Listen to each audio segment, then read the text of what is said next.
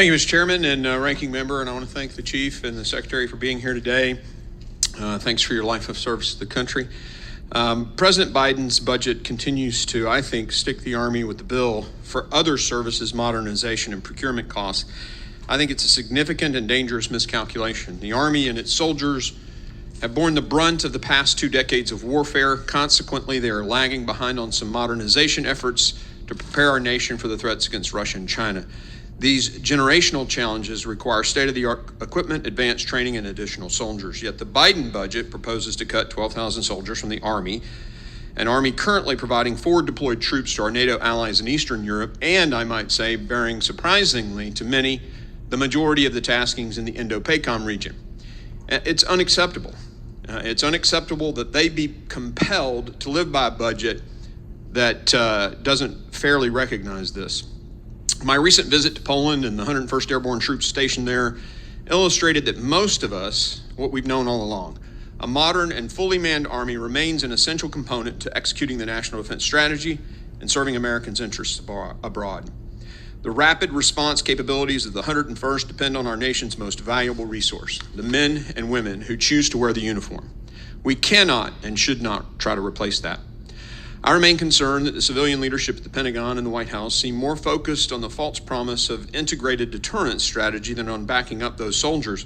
While I certainly agree that a whole of government approach across the entire DIME paradigm, informational, military, diplomatic, economic tools is critical, this cannot be used to justify significant cuts in the Army personnel.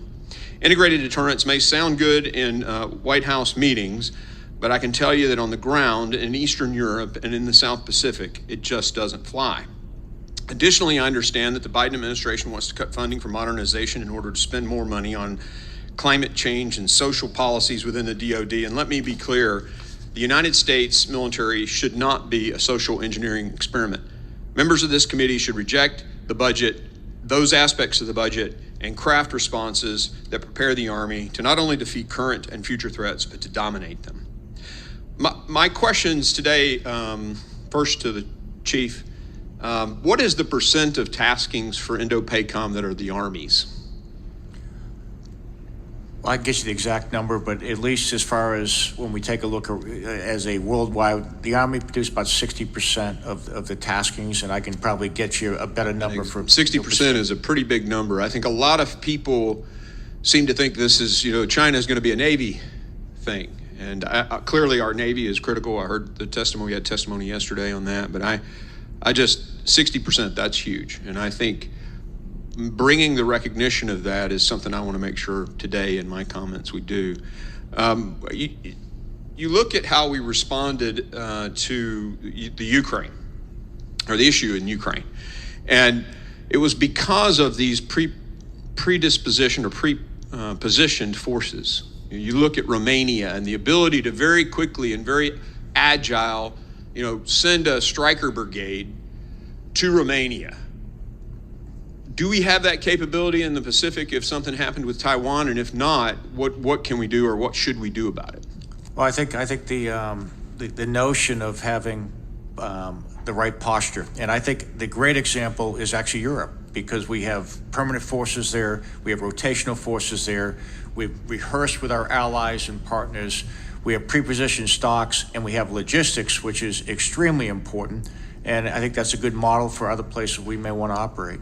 So that's something we should be thinking about for other parts of the world, particularly the Pacific. Okay, thank you. I know I've previously expressed concerns to Chairman Milley on the loss of JSTARS and AWACS. I want to make sure, and if you can give me some assurances today, that capability is, we still have that capability with those aircraft going away.